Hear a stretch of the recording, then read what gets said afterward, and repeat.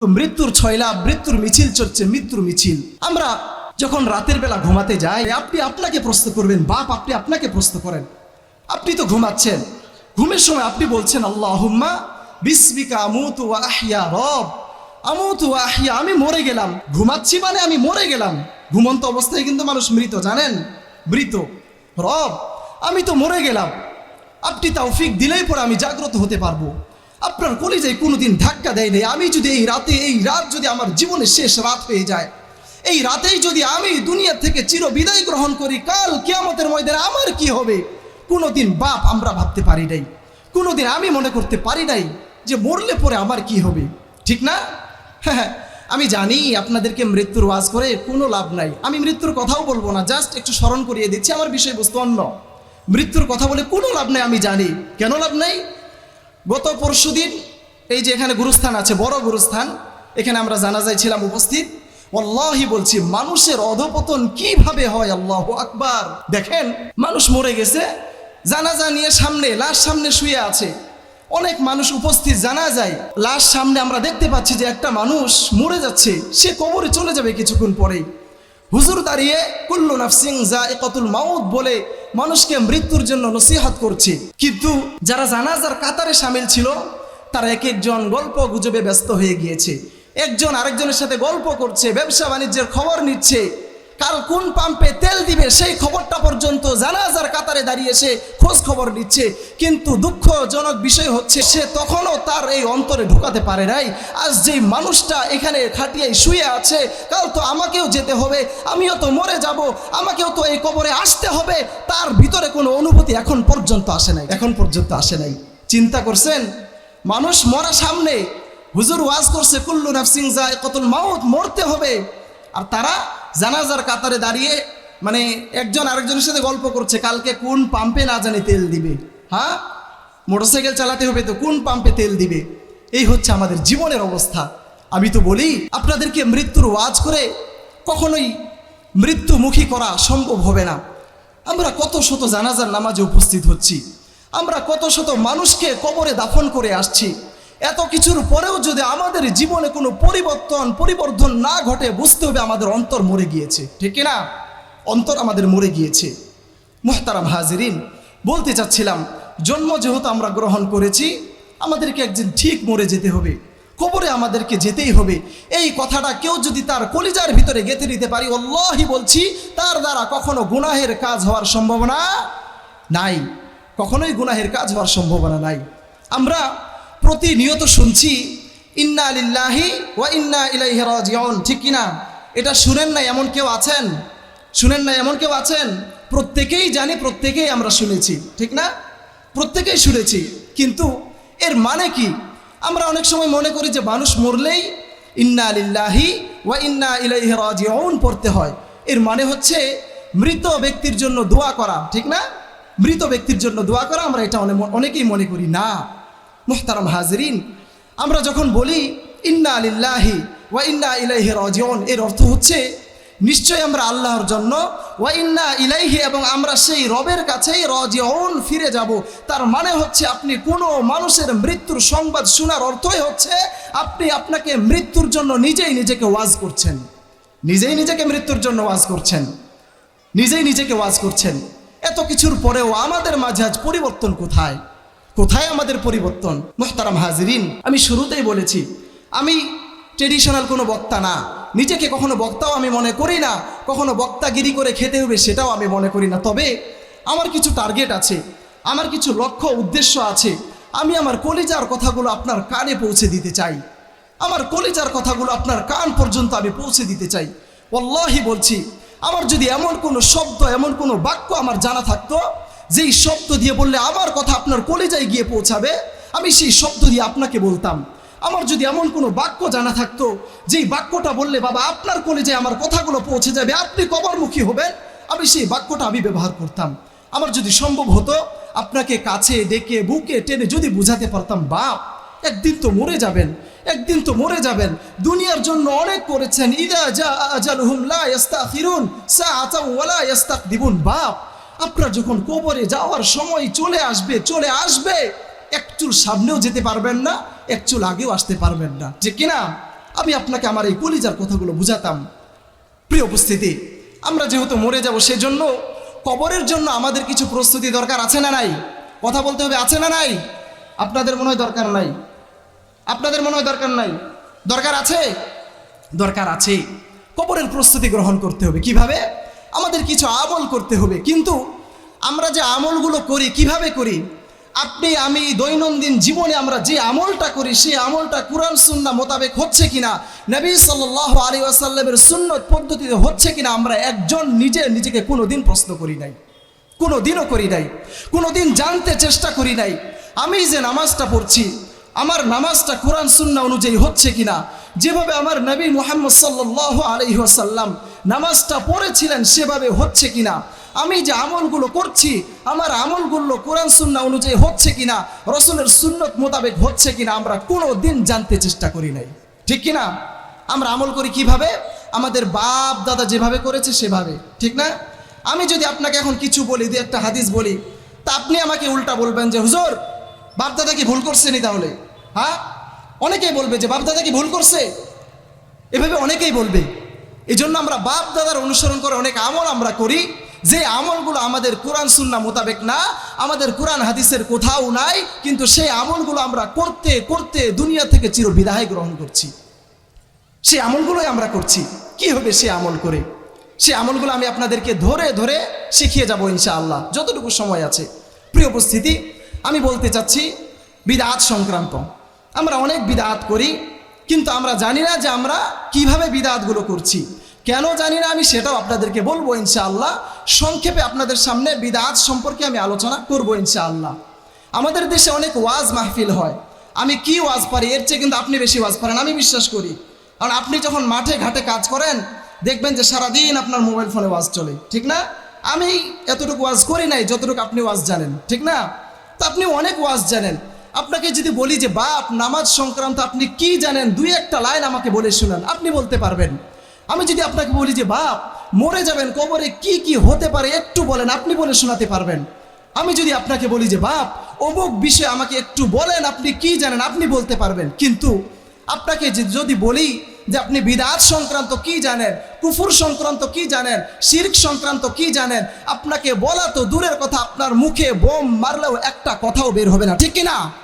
একটা কথাও বের হবে না। জানেন না তো আপনি, জানবেন বা কোত্থেকে? আমাদের দেশে হুজুররা এই ওয়াজ করে না তো। হুজুর শুধু ওয়াজ করে জাহান্নামের নিচে, মাটির নিচে আর মাটির উপরের ওয়াজ।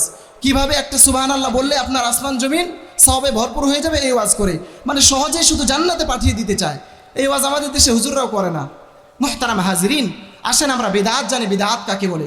বিদআত হচ্ছে, শাব্দিক অর্থে বিদআত হচ্ছে দ্বীনে নতুন কিছু সংযোজন করা, দ্বীনে নতুন কিছু নব উদ্ভাবন করা।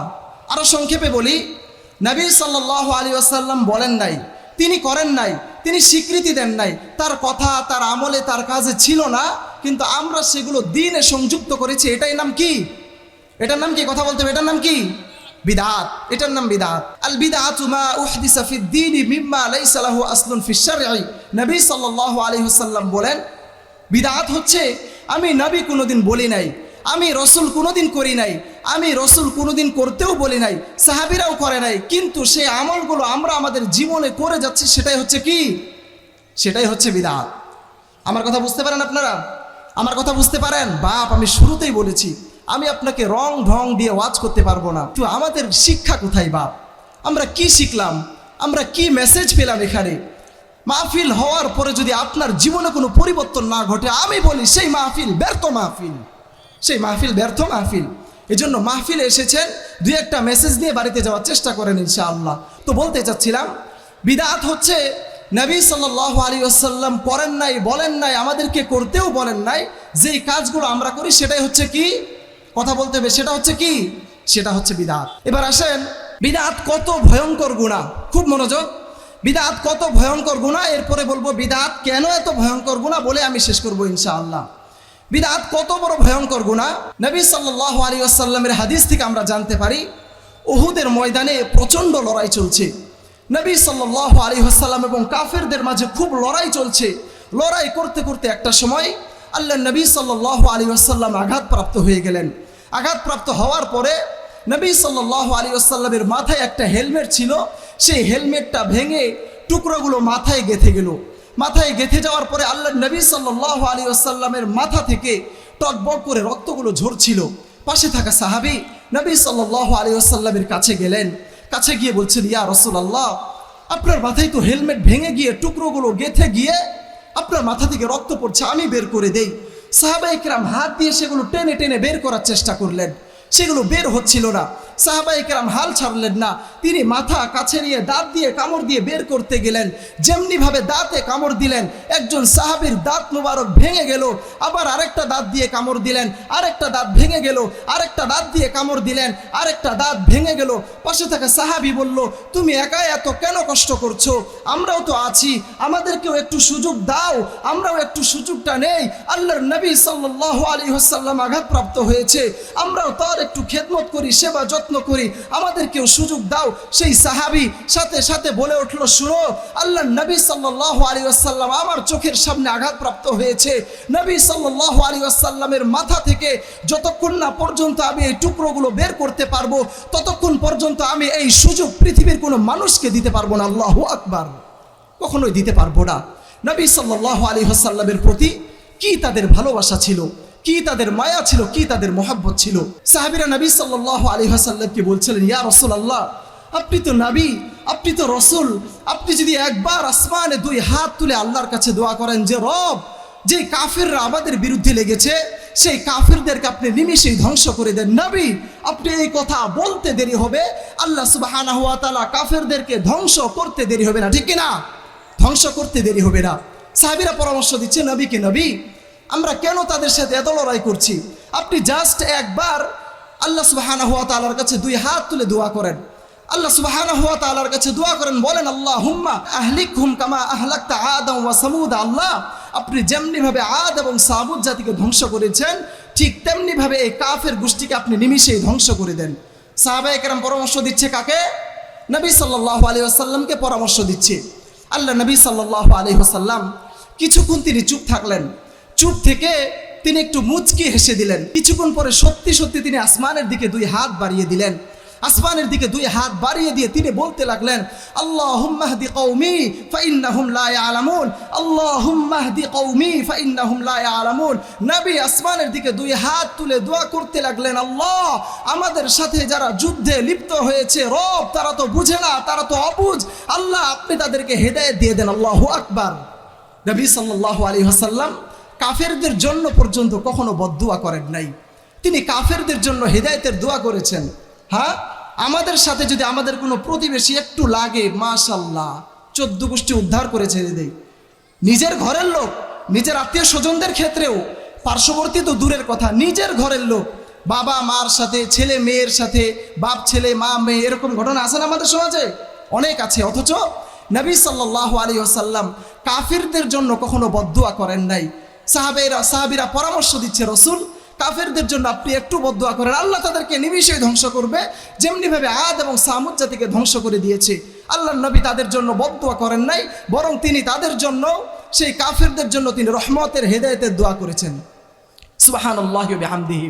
বলতে চাচ্ছিলাম, বিদআত কত ভয়ঙ্কর গুনাহ। হ্যাঁ, এমন নবীর সামনে, যেই নবী কোনোদিন কাফেরদের বিরুদ্ধে বদদুয়া করেন নাই, এমন নবীর সামনে হাউজে কাউসারের পানি উপস্থিত। আল্লাহ নবী সাল্লাল্লাহু আলাইহি ওয়াসাল্লাম তার প্রতিটা উম্মতকে সিরিয়াল ধরে ধরে হাউজে কাউসারের পানি নিজ হাতে সবাইকে পান করাবেন। এক এক করে উম্মতরা আসছে, আল্লাহর নবী প্রত্যেককে তিনি হাউজে কাউসারের পানি পান করাচ্ছেন। একটা সময় এমন একটা দল আসবে, পাশে থাকা ফেরেশতারা সেই দলকে আটকে দিবে, বলবে, না, তোমরা খবরদার এই কাতারে আসতে পারবে না, তোমাদেরকে কখনো আল্লাহর নবী সাল্লাল্লাহু আলাইহি ওয়াসাল্লাম হাউজে কাউসারের পানি পান করাবে না, কখনো পান করাবে না। নবী সাল্লাল্লাহু আলাইহি ওয়াসাল্লাম ফেরেশতাদেরকে আটকায় দিবেন, বলবে, কেন তাদেরকে আটকাচ্ছ? তারা আসুক, তারাও তো দেখতে আমার উম্মতের মতো। সেই ফেরেশতারা তখন আল্লাহ নবী সাল্লাল্লাহু আলাইহি ওয়াসাল্লামকে বলবে, নবী, আপনি তো জানেন না, আল ইয়াউমা আকমালতু লাকুম দীনাকুম ওয়া আতমামতু আলাইকুম নিআমাতি ওয়া রাদিতু লাকুমুল ইসলাম দীনা। নবী, আপনি যখন দুনিয়া থেকে বিদায় গ্রহণ করেছেন, আল্লাহ তো দিনকে পরিপূর্ণ করেছিল, আল্লাহ তো দিনকে অপূর্ণাঙ্গ রাখে নাই, আল্লাহ তো এই দিনকে মানুষকে পরিপূর্ণ বিধান হিসেবে মানুষকে দিয়েছে, এরপরে আপনি দুনিয়া থেকে চির বিদায় গ্রহণ করেছেন। কিন্তু এই শ্রেণীর মানুষেরা আপনি দুনিয়া থেকে বিদায় গ্রহণ করার পরেও তারা দিনে নতুন কিছু সংযোজন করেছে, তারা এমন কিছু কাজ করেছে, এমন কিছু আমল করেছে যে আমলগুলো, যে কাজগুলো কোরআন সুন্নাহর সাথে কোনো সম্পর্ক ছিল না, তারা এমন কিছু কাজ করেছে। আল্লাহু আকবার।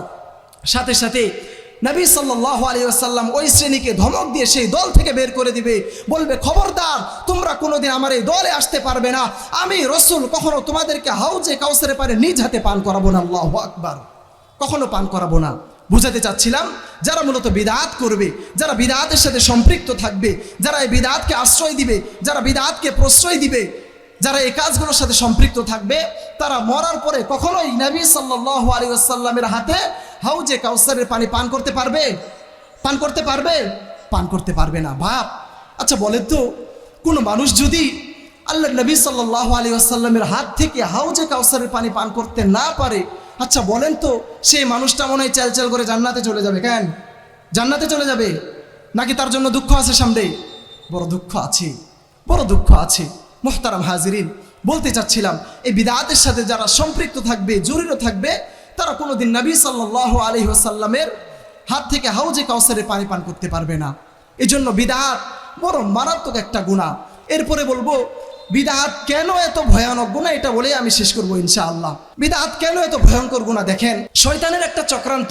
শয়তান মূলত আল্লাহ সুবহানাহু ওয়া তাআলার কাছে চ্যালেঞ্জ করেছিলেন যে আমাদের প্রতিটা মানুষকে তিনি ধোঁকায় ফেলবে, আমাদের প্রতিটা মানুষকে তিনি জাহান্নাম পর্যন্ত পৌঁছে দিবে। আল্লাহর কাছে তিনি এভাবে চ্যালেঞ্জ করে এসেছেন, মিস্টার ইবলিস। আল্লাহ সুবহানাহু ওয়া তাআলা যখন আদম আলাইহিস সালামকে সৃষ্টি করলেন, আল্লাহ সুবহানাহু ওয়া তাআলা সমস্ত ফেরেশতা এবং সকলকে বললেন, উসজুদু লি আদম, তোমরা প্রত্যেকে আদম নবীকে সিজদা করো। সমস্ত ফেরেশতা, সমস্ত মালায়েকা সবাই আদম নবীকে এক কথার সাথে সাথে সবাই সিজদা করলেন, ইল্লা ইবলিস, কে ব্যতীত? কে ব্যতীত বলেন? মিস্টার ইবলিস। শুধু ইবলিস সিজদা করলো না, তাকে বলা হলো যে সবাই সিজদা করলো, তুমি কেন সিজদা করছো না? কারণ কি, কাহিনী কি? সে সেখানে যুক্তি দাঁড় করালো যে আল্লাহ, আমি তো আগুনের তৈরি, আর তারা তো ফেরেশতা, আদম নবী তিনি তো মাটির তৈরি, তা আগুন তো সবসময় উপরে যায়, কখনো নিচে আসে না, আর মাটি তো নিচে থাকে, তো আমি তো বড়, আমি কেন নত হব? সুতরাং আমি সিজদা করতে পারবো না, তারা করুক, আমি করব না। নাউজুবিল্লাহি মিন যালিক। আল্লাহ সুবহানাহু ওয়া তাআলা মিস্টার ইবলিসের এই যে যুক্তি দাঁড় করালো, এই যুক্তি পছন্দ করলেন না। পছন্দ না করার কারণে আল্লাহ সুবহানাহু ওয়া তাআলা সেই মিস্টার ইবলিসকে বলল, তুমি জান্নাত থেকে এই মুহূর্তে বের হয়ে যাও, তোমার জান্নাতে কোনো স্থান নাই। ইবলিস কিন্তু ছিল মুআল্লিমুল মালায়েকা, ইবলিস কিন্তু ফেরেশতাদের সর্দার ছিল। তার মতো ইলমি মানুষ, তার মতো জ্ঞানী মানুষ আর কেউ ছিল না। এত বেশি জ্ঞানী মানুষ ছিল, অনেক জ্ঞানী ছিল, তাকে বলা হতো মুআল্লিমুল মালায়েকা, তিনি ফেরেশতাদের সর্দার। সে ইবলিস যখন একটু অহংকার করলো, সে নিজের ভিতর থেকে যখন একটু দাম্ভিক্য প্রকাশ করলো, জাহির করার চেষ্টা করলো, আল্লাহ তাকে রাগ হয়ে জান্নাত থেকে বের করে দিলেন। তিনি আর জান্নাতে থাকতে পারবে না। এবার ইবলিস চিন্তা করলো, আমি যেহেতু জান্নাত থেকে বের হয়ে গেলাম, আমি একা কেন মরবো? সবগুলারে নিয়েই মরবো। হ্যাঁ, মানে একা কেন আমি মরবো? সবগুলারে নিয়েই মরবো। এবার ইবলিস আল্লাহ সুবহানাহু ওয়া তাআলাকে বলতে লাগলেন যে আল্লাহ, আমি যেহেতু জান্নাত থেকে বের হয়ে যাচ্ছি, আপনি বের করে দিলেন, আমার কোনো দুঃখ নাই, তবে হ্যাঁ আমার কিছু শর্ত আছে, আমি কিছু সুযোগ চাই, আমাকে এই সুযোগগুলো দিতে হবে রব, এই সুযোগগুলো আমাকে দিতে হবে। আল্লাহ সুবহানাহু ওয়া তাআলা তিনি তো আলিমুল গায়ব, তিনি তো জানেন যে ইবলিস কি চাইতে পারে। মিস্টার ইবলিস আল্লাহ সুবহানাহু ওয়া তাআলাকে বলছেন যে রব, আপনি আমাকে কিয়ামত পর্যন্ত বাঁচার সুযোগ দেন, আপনি আমাকে অবকাশ দেন, আমি যেন কোনোদিন মরে না যাই। রব্বি আনজিলনি ইলা ইয়াউমি ইউবআসুন, সূরা আনআমে এই কথাগুলো এসেছে। ইবলিস বলছে যে আল্লাহ, আমি যেন কিয়ামত পর্যন্ত মরে না যাই, এই সুযোগটা আমাকে দিতে হবে। আল্লাহ সুবহানাহু ওয়া তাআলা বললেন, ঠিক আছে যাও, এই সুযোগ তোমাকে দিয়ে দিলাম। এই সুযোগ তোমাকে দিয়ে দেওয়া হলো। এরপরেও তিনি ক্ষান্ত হন নাই। এরপরেও তিনি আবার আল্লাহকে বলছেন যে রব, আমার আরেকটা সুযোগ চাই, আরেকটা সুযোগ লাগবে। কি সুযোগ? ইবলিস চিন্তা করলো, আমি তো কিয়ামত পর্যন্ত বাঁচবো, বনি আদম আমি তো তাদেরকে ধোঁকা দিব, তাদেরকে জাহান্নাম পর্যন্ত পৌঁছে দিব, তাদেরকে যেহেতু আমি জাহান্নাম পর্যন্ত পৌঁছাবো, বনি আদম তো অনেক সংখ্যা, আমি তো ইবলিস একা একজন, আমি তো একা একজন, কিন্তু এতগুলো মানুষকে আমি কিভাবে ধোঁকা দিব? ইবলিস তখন আল্লাহকে বলছে যে আল্লাহ, যেহেতু বনি আদমের অনেক সন্তান হবে, সন্ততি হবে, তার বংশ মর্যাদা বৃদ্ধি পাবে, তো ঠিক তেমনিভাবে আমি আপনার কাছে অনুমতি চাই, আমি সুযোগ চাই, আমি ইবলিসের যেন বংশ হয়, আমারও যেন বংশ বিস্তার লাভ করতে পারি, আমাদের যেন সন্তান সন্ততি হয়, এই সুযোগটা আমাকে দিতে হবে, এই সুযোগ দিতে হবে। আল্লাহ সুবহানাহু ওয়া তাআলা তাকে বললেন, ঠিক আছে যাও, এই সুযোগ তোমাকে দিয়ে দিলাম। কয়টা সুযোগ নিল? কথা বলতে হবে, কয়টা সুযোগ নিল? দুইটা। এরপরেও তিনি ক্ষান্ত হন নাই। তিনি আল্লাহ সুবহানাহু ওয়া তাআলাকে বলছেন যে আল্লাহ আমাকে আরেকটা সুযোগ দেন, সর্বশেষ আর কিচ্ছু চাইবো না। আচ্ছা বল তোর কি সুযোগ চাই বল। আল্লাহ তাআলাকে ইবলিস বলছে যে রব আমি যেন বনি আদমের শিরা উপশিরায় চলতে পারি, তাদের রগে রগে যেন আমি চলাচল করতে পারি, এই সুযোগটা আমাকে দিতে হবে। আমি কিন্তু আপনাকে বুঝাচ্ছি বিদআত কেন এত ভয়ঙ্কর গুনাহ, শেষে গিয়ে বুঝতে পারবেন, একটু মনোযোগ দিতে হবে। বিদআত কেন এত ভয়ঙ্কর গুনাহ এটা বোঝানোর চেষ্টা করছি। ইবলিস বলছে যে আল্লাহ আমি যেন প্রতিটা মানুষের শিরা উপশিরায় চলতে পারি, তাদের রক্তের সাথে যেন চলাচল করতে পারি, এই সুযোগটা আমাকে দিতে হবে। আল্লাহ সুবহানাহু ওয়া তাআলা বললেন যে ঠিক আছে যাও, এই সুযোগটাও আমি তোমাকে দিয়ে দিলাম। এই সুযোগ দিয়ে দিলাম। টার্গেট কি? আমাদের মতো মানুষকে, বনি আদমকে তিনি পদে পদে ধোকায় ফেলবে এবং জাহান্নাম পর্যন্ত আমাদেরকে পৌঁছে দিবে। এটা মিস্টার ইবলিসের একটা টার্গেট, তার একটা চ্যালেঞ্জ। সুযোগ দিয়ে দিল। সুযোগ পাওয়ার পর ইবলিস তো এবার মহা খুশি, তিনি তো মহা খুশি। এইবার যাবে কোথায়? সবাইকে তিনি ধোকা দিয়ে দিবে। নবী সাল্লাল্লাহু আলাইহি ওয়াসাল্লাম বলেন ইন্না শাইতানা ইয়াজরি মিনাল ইনসানি মাজরামাদ দাম, শয়তান যে মানুষের শিরা উপশিরায় চলতে পারে তার বড় দৃষ্টান্ত আল্লাহর নবী সাল্লাল্লাহু আলাইহি ওয়াসাল্লামের একটা হাদিস। আল্লাহর নবী হাদিস বর্ণনা করেছেন শয়তান চাইলে মানুষের রগ শিরা উপশিরায় চলাচল করতে সক্ষম, যার কারণেই তো আমরা বারবার ধোকা বা প্রতারিত হই, ঠিক কিনা? বলতে চাচ্ছিলাম ইবলিস এক এক করে তিনটা সুযোগ নিয়ে নিল। তিনটা সুযোগ নেওয়ার পরে সে তো মহা খুশি, সে তো লাফালাফি করছে, এইবার তোমাদের সাথে খেলা হবে। আর এইদিকে আমাদের পিতা আদম আলাইহিস সালাম তিনি টেনশনে পড়ে গেলেন, তিনি চিন্তা করতে লাগলেন ইবলিস এক এক করে তিনটা সুযোগ নিয়ে নিল, তিনি আমার সন্তানকে ধোকা দিবে, ধোকা দিয়ে দিয়ে জাহান্নাম পর্যন্ত পৌঁছে দিবে। আচ্ছা বলেন তো সন্তানের জন্য আমাদের বাবার কষ্ট বা চিন্তা ছিল কি ছিল না? ছিল কি ছিল না? ছিল। দেখেন নবী আদম আলাইহিস সালাম তিনি ওদিকে টেনশন বা চিন্তা করছেন, ইবলিস এক এক করে এতগুলো সুযোগ নিল, মানুষকে ধোকা দিয়ে ফেলবে, জাহান্নাম পর্যন্ত পৌঁছে দিবে, আমার সন্তানকে তো আমাকে বাঁচাতে হবে। আদম নবী আল্লাহ সুবহানাহু ওয়া তাআলাকে বললেন যে রব মিস্টার ইবলিস সে তো আপনার অবাধ্য বান্দা, সে তো আপনার বাধ্য না, সে তো আপনার সাথে অহংকার পেশ করেছে, দাম্ভিকতা প্রকাশ করেছে, এত কিছুর পরেও সে যদি রব আপনার কাছে এক এক করে তিনটা সুযোগ পায়, আমিও তো আপনার কাছে কিছু সুযোগ পেতে পারি, ঠিক না? আমিও তো কিছু আপনার কাছে সুযোগ পেতে পারি। আল্লাহ সুবহানাহু ওয়া তাআলা আমাদের বাবা আদম আলাইহিস সালামকে বললেন বলো তুমি কি সুযোগ দাও তোমার সন্তানদের জন্য। আদম নবী তিনি আল্লাহ সুবহানাহু ওয়া তাআলাকে বলছেন, আল্লাহ সুবহানাহু ওয়া তাআলাকে বলছেন রব শয়তান তো তার চ্যালেঞ্জ অনুযায়ী আমার সন্তানদেরকে বারবার ধোকায় ফেলবে, সুতরাং আমিও আপনার কাছে একটা সুযোগ চাই। আল্লাহ সুবহানাহু ওয়া তাআলা এক কথায় তাকে সুযোগ দিয়ে দিলেন, তাকে আমি এমন একটা সুযোগ দিচ্ছি সে নেকি করবে একটা, কিন্তু এই একটা নেকিকে আমি আল্লাহ সুবহানাহু ওয়া তাআলা পরিণত করে দেব 10 গুণ, কিন্তু সে গুনাহ করবে একটা, কিন্তু একটা গুনার বদলে আমি তার আমলনামায় একটাই শুধু গুনাহ লিখবো। আল্লাহু আকবার। এর চেয়ে বড় সুযোগ কি হতে পারে? হ্যাঁ, এর চেয়ে বড় সুযোগ কি হতে পারে? সূরা আনআমে এই কথাগুলো এসেছে। আল্লাহ সুবহানাহু ওয়া তাআলা আদম আলাইহিস সালামকে সুযোগ দিয়ে দিলেন, বলছেন আদম তোমার সন্তানদের কোনো টেনশন নাই, তারা নেক করবে একটা, নেক আমল করবে একটা, কিন্তু এই একটা আমলকে আমি আল্লাহ 10 গুণ পরিণত করে তার আমলনামায় আমি লিখে দিব। আল্লাহু আকবার। একটা আমল করবেন 10 গুণ বাড়িয়ে দিবে কে? আল্লাহ সুবহানাহু ওয়া তাআলা।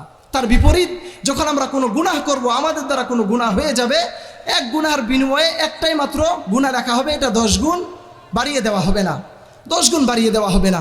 আদম নবী এই সুযোগ পাওয়ার পরে তিনি ক্ষান্ত হলেন না, তিনি আবারও বলতে লাগলেন যে আল্লাহ আমাকে আরেকটা সুযোগ দেন, আরেকটা লাস্ট সুযোগ আমি আপনার কাছে চাই, এর বেশি কিছু আমি চাই না।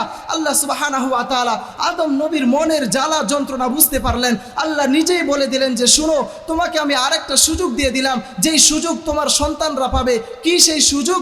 আল্লাহ তাআলা বললেন তোমার সন্তানদেরকে আমি সর্বক্ষণিক সারাক্ষণ ফেরেশতা দিয়ে বেষ্টন করে রাখবো, চাইলেও শয়তান কখনো ধোঁকা দিতে পারবে না। লাহু মুআক্কিবাতুম মিন বাইনি ইয়াদাইহি ওয়া মিন খালফিহি ইয়াহফাজুনাহু মিন আমরিল্লাহ। আল্লাহ সুবহানাহু ওয়া তাআলা সাথে সাথে কুরআনুল কারীমে আয়াত নাযিল করে দিবেন, যতদিন পর্যন্ত তোমার সন্তানরা দুনিয়াতে বসবাস করবে আমি আল্লাহ তোমার সন্তানকে ফেরেশতা দিয়ে বেষ্টন করে রাখবো। আল্লাহু আকবার। ফেরেশতা দিয়ে বেষ্টন করে রাখবো, ধোকায় পড়বে আমি ধোকায় পড়তে দিব না। মুহতারাম হাজিরিন, এক এক করে আদম নবী 2টা সুযোগ করে নিলেন আল্লাহর কাছ থেকে। বলবেন যে ফেরেশতা আমাদেরকে হেফাজত করে কিভাবে? আমরা তো বুঝতে পারি না। বাপ আপনি যখন রাতের বেলা ঘুমাতে যান, হ্যাঁ ঘুমাতে গিয়ে আপনি কি করেন? খুব যত্ন সহকারে একটা মশারি টানান, ঠিক না? মশারি এত সুন্দর করে দেওয়ার পরেও দেখবেন আপনার মশারির ভিতরে মিস্টার মশা এরপরেও ঢুকতে পারে কি পারে না? অনেক সময় মশা ভিতরে ঢুকে যায় না, মশা ঢুকে যায়। আচ্ছা বলেন তো, ছোট্ট একটা মশা মশারি টানানোর পরেও ছোট্ট ছিদ্র দিয়ে সে মশারির ভিতরে চলে যাচ্ছে, কিন্তু আপনি একটা বার কি আপনি কল্পনা করেছেন, একটা বার কি আপনি চিন্তা করেছেন, যেই মশা সব ছিদ্র ভেদ করে আপনার মশারির ভিতরে চলে যেতে পারে, এই মশা কিন্তু কখনো আপনার নাকের বড় ছিদ্র দিয়ে প্রবেশ করে নাই, এই মশা কিন্তু কখনো আপনার কানের ছিদ্র দিয়ে প্রবেশ করে নাই। এই মশা চাইলে আপনার নাক কানের ভিতরে চলে যেতে পারতো, কিন্তু মশা যায় নাই। এখান থেকেই বোঝা যায় আল্লাহ সুবহানাহু ওয়া তাআলা যে বললেন, বান্দা আমি তোমাদেরকে সার্বক্ষণিক ফেরেশতা দিয়ে বেষ্টন করে রাখবো, এটাই তার সবচেয়ে বড় একটা প্রমাণ, ঠিক কিনা? বড় একটা প্রমাণ। এর চেয়ে প্রমাণ আর কি লাগবে আপনার? হ্যাঁ, এর চেয়ে বড় প্রমাণ কি হতে পারে? মুহতারাম হাজিরিন, আদম নবী তিনি দুইটা সুযোগ পাওয়ার পরেও ক্ষান্ত হলেন না। তিনি আল্লাহ সুবহানাহু ওয়া তাআলাকে আবার বলতে লাগলেন যে, রব কেন জানি আমার দিল ঠান্ডা হচ্ছে না, আমাকে আপনি আরেকটা সুযোগ দিয়ে দেন। এরপরে আল্লাহ সুবহানাহু ওয়া তাআলা তাকে একেবারেই সুযোগ দিয়ে দিলেন যে, নবী আমি আপনাকে একবারেই সুযোগ দিয়ে দিচ্ছি, আচ্ছা বলেন কি সেই সুযোগ? আল্লাহ সুবহানাহু ওয়া তাআলা আদম আলাইহিস সালামকে ঘোষণা শুনিয়ে দিলেন, শুনো তোমার সন্তানরা গুনাহ করবে, শয়তানের ধোকায় পড়ে যাবে, শয়তানের কাছে প্রতারিত হয়ে যাবে, কিন্তু তোমার সন্তানরা গুনাহ করতে করতে করতে দুনিয়ার জমিন থেকে নিয়ে আসমান পর্যন্ত যদি গুনাহ করে, গুনাহ করতে করতে ক্লান্ত হয়ে যাবে, গুনাহ করতে করতে শ্রান্ত হয়ে যাবে, এরপরে তারা যদি একটা বার নিজের গুনাহের প্রতি অনুতপ্ত হয়, একটা বার লজ্জিত হয়ে যায়, একটা বার যদি আমি রবের কাছে তারা ক্ষমা চায়, আমি আল্লাহ বলছি তাদেরকে আমি তাৎক্ষণিকভাবে সাথে সাথে আমি তাদেরকে মাফ করে দিব। আল্লাহু আকবার, তাদেরকে আমি মাফ করে দিব। এর চেয়ে বড় সুযোগ আর কি হতে পারে? হ্যাঁ, মিস্টার ইবলিস আল্লাহর কাছে চ্যালেঞ্জ করেছিল, বনি আদম সন্তানকে আমি পদে পদে বিপদে ফেলবো, লাহু মুআক্কিবাতুম মিন বাইনি ইয়াদাইহি, তাদের সামনে পিছনে সব দিক থেকে আমি তাদেরকে ধোকায় ফেলবো। আদম নবী তিনি সুযোগ চেয়ে নিলেন, সর্বশেষ সুযোগ আল্লাহ সুবহানাহু ওয়া তাআলা আদম আলাইহিস সালামকে দিয়ে দিলেন। বললেন যে তোমার বান্দা, তোমার সন্তানরা কত গুনাহ করবে, কত গুনাহ করবে, কত গুনাহ করবে, গুনাহ করতে করতে ক্লান্ত হয়ে গিয়ে তারা যদি একটা বার বলে যে রব আমি তো অনেক গুনাহ করেছি, আমার জীবনে তো অনেক গুনাহ, আমি তো গুনাহ করতে করতে দুনিয়ার আসমান জমিন আমি ভরিয়ে ফেলেছি, একটা বার যদি সে এভাবে নিজেই অনুতপ্ত হতে পারে, আল্লাহ বলছেন আমি সাথে সাথে তোমার বান্দার সব গুনাহগুলো আমি মাফ করে দিব। সুবহানাল্লাহি বিহামদিহি। আচ্ছা বলেন, এর চেয়ে বড় কোনো সুযোগ দরকার আছে? আছে? এর চেয়ে বড় কোনো সুযোগ দরকার আছে? দরকার নাই, ঠিক না? আল্লাহ যেখানে আমাদেরকে মাফ করে দিবে, শুধুমাত্র তওবা করতে হবে, শুধুমাত্র আল্লাহকে বলতে হবে দিল খুলে মন খুলে, আল্লাহ সুবহানাহু ওয়া তাআলা আমাদেরকে মাফ করে দিবে, ঠিক কিনা? এরপরে দেখেন মিস্টার ইবলিস সে তো খুব চালাক, তার তো চ্যালেঞ্জ যে আমাদেরকে ধোকায় ফেলবে, আমাদেরকে জাহান্নামের লাকড়ি বানিয়ে ছাড়বে। তো সে কিভাবে আমাদেরকে ধোকায় ফেলবে? আল্লাহ তো বললেন যে আমরা গুনাহ করতে করতে করতে আল্লাহর কাছে যদি একটা বার তওবা করি, নিজে যদি অনুতপ্ত হই, আল্লাহ সুবহানাহু ওয়া তাআলা আমাদেরকে সাথে সাথে মাফ করে দিবে। এবার ইবলিস চিন্তা করলো, তাহলে আল্লাহ আমাকে এতগুলো সুযোগ দেওয়ার দরকার কি ছিল? হ্যাঁ, মানুষের শিরা উপশিরায় চলতে পারবো এই সুযোগ আমাকে কেন দিলেন? শেষে যদি আপনি তাদেরকে মাফ করেই দেন তো এই সুযোগ তো দরকার ছিল না। মিস্টার ইবলিস দেখেন কত বিচক্ষণ ছিল। এরপরে সে কল্পনা করতে লাগলো, আমি মানুষকে দিয়ে এমন এমন গুনাহ করাবো, আমি মানুষকে দিয়ে এমন গুনাহের সাথে তাদেরকে জর্জরিত করে রাখবো, তারা গুনাহ করবে ঠিক, কিন্তু কোনোদিন সে তওবা করবে না, তারা গুনাহ করবে ঠিক, কিন্তু কোনোদিন সে লজ্জিত হবে না, তারা গুনাহ করবে ঠিক, কিন্তু কোনোদিন সে আল্লাহ সুবহানাহু ওয়া তাআলার কাছে অনুতপ্ত হবে না। মিস্টার ইবলিস চিন্তা করে পরিকল্পনা করে সে একটা ফন্দি বের করলো, আমি মানুষকে দিয়ে বিদআত নামক গুনাহটা করাবো, সে বিদআত করবে কিন্তু কখনো আল্লাহ সুবহানাহু ওয়া তাআলার কাছে তওবা করবে না, ঠিক কিনা? কখনো তওবা করবে না। এবার আসেন, বিদআত আমরা করি, বিদআত করার পরে কেউ কখনো তওবা করে না, ঠিক কিনা? বিদআত করি কিন্তু বিদআত করার পরে কেউ কখনো তওবা করি না, কারণ আমরা জানি এটা ভালো কাজ, আমরা জানি এটা ভালো কাজ। মানুষ মরে গেলে আপনি 3 দিন করেন, বলি ভালো কাজ, মরে গেলে 10 দিন করেন, 40 দিন করেন, বলেন ভালো কাজ, আমিও বলি ভালো কাজ। হ্যাঁ করেন, আমি আপনাকে করতে বলবো, এটাই উৎসাহিত করবো, শেষে করেন, এটাও ভালো কাজ। কিন্তু আল্লাহর নবী সাল্লাল্লাহু আলাইহি ওয়াসাল্লামের যতগুলো হাদিস আছে, কুরআন আছে, কুরআন হাদিসের কোথাও নাই মরলেই পরে 3 দিন করতে হবে, মরলেই পরে 10 দিন করতে হবে, মরলেই পরে 40 দিন করতে হবে, কুলখানি করতে হবে, এমন বিধি বিধান কুরআন হাদিস কেন, কুরআন হাদিসের বারান্দা পর্যন্ত নাই, বারান্দা পর্যন্ত নাই। হ্যাঁ, এখন একদল আমাকে গালিগালাজ করবে, কোত্থেকে আনছে এটারে ধরে? হ্যাঁ, অনেকেই গালিগালাজ করবে। বাপ, আমি আপনার দোষ দিচ্ছি না, ওয়াল্লাহি বলছি আমি আপনার দোষ দিব না, আমি কখনোই আপনার দোষ দিব না। আমি কার দোষ দিব? এই বিদআতগুলো যখন আমরা করি, এই বিদআতগুলো আমরা নিজেরা করি না, আমাদেরকে এক শ্রেণীর হুজুররা করায়। হ্যাঁ, আমি কোত্থেকে জানি? আমি তো জানি না, এক শ্রেণীর হুজুররা আমাদেরকে করায়। আমি একটা জানাজায় উপস্থিত ছিলাম। জানাজায় উপস্থিত থাকাকালীন জানাজার নামাজ শেষ, তো যিনি জানাজার নামাজ পড়ালেন তিনি সকলকে উদ্দেশ্য করে ঘোষণা করে দিলেন, আজকে মারা গেল 3 দিনের দিন অমুকের বাড়িতে সবাই হাজির হয়ে যাবেন, সবাই হাজিরা দিবেন। তো আমি ভাবলাম যে উনি তো ইমাম, তাহলে উনি কেন এই ঘোষণা দিল? যার বাড়িতে মরছে সেই না ঘোষণা দিবে, সে কোন দিন খাওয়াতে পারবে, তার টাকা পয়সা আছে কিনা ইত্যাদি, ঠিক না? তো বলছে যে না, এটা তো করবেই, গরু বাড়ি বসত বাড়ি বেঁচে হলেও সেটা করবে। হ্যাঁ, মানে এটাকে আমরা বাধ্যবাধকতা করে নিছি। যদি মনে করেন 3 দিনের দিনেই করতে হবে, যদি মনে করেন 10 দিনের দিনেই করতে হবে, যদি মনে করেন 40 দিনেই করতে হবে, একটা সিস্টেম করে নেন, নিঃসন্দেহে এটা বিদআত হবে। এই বিদআতের সাথে যারা জড়িত থাকবে, আল্লাহর নবী সাল্লাল্লাহু আলাইহি ওয়াসাল্লামের হাদিস থেকে বলতে পারি, সে মরে যাবে, কখনো আল্লাহর নবীর হাতে কখনো হাউজে কাউসারের পানি পান করতে পারবে না, ঠিক কিনা? কখনো পান করতে পারবে না। এটাই চির সত্য কথা, আপনার বুঝে আসুক বা না আসুক, এটাই সত্য কথা। আপনি যান, যে হুজুর আপনাকে করাবে সেই হুজুরকে আপনি ধরেন, সেই হুজুরকে বলেন যে আমাকে দেখান আপনি যেটা করছেন কোত্থেকে করছেন, কোরআন হাদিসে প্রমাণ আছে কিনা দেখান। দেখবেন তার পায়জামা গরম হয়ে যাবে, নিজেও দেখাতে পারবে না। সবাই করে বিধায় করে, হ্যাঁ সবাই করছে এজন্যই করে। এভাবে অসংখ্য হরতে আপনি বিদআত করছেন, বিদআতের সাথে আপনি জড়িত, আপনি বদ আমলগুলো করছেন যেগুলো সুন্নাহ মোতাবেক কোনো আমল হচ্ছে না। আল্লাহর নবী সাল্লাল্লাহু আলাইহি ওয়াসাল্লাম বলেছে সেভাবে হচ্ছে না। কোরআন হাদিস কেন, কোরআন হাদিসের বারান্দা পর্যন্ত নাই, অথচ তো আপনি আমল করতে করতে করতে করতে আপনি মরে যাচ্ছেন, এভাবেই দুনিয়ার জীবন শেষ করছেন। বাপ, আপনি একটাবার চিন্তা করেন নাই, এই যে আমলগুলো করছেন, মরলে পরে কবরে আপনার কি হবে? আপনি একটাবারও ভাবেন নাই মরে যাবেন আপনার কি হবে? করছেন তো কি হবে? আমি তো মাঝে মাঝেই যখন এই কথাগুলো বলি, আমি বাপ কখনো রং ঢং দেওয়ার চেষ্টা করি নাই, আমি কখনো কোনো মানুষকে কানের মজা দেওয়ার জন্য আল্লাহি বলছি কখনোই আমি কথা বলি না।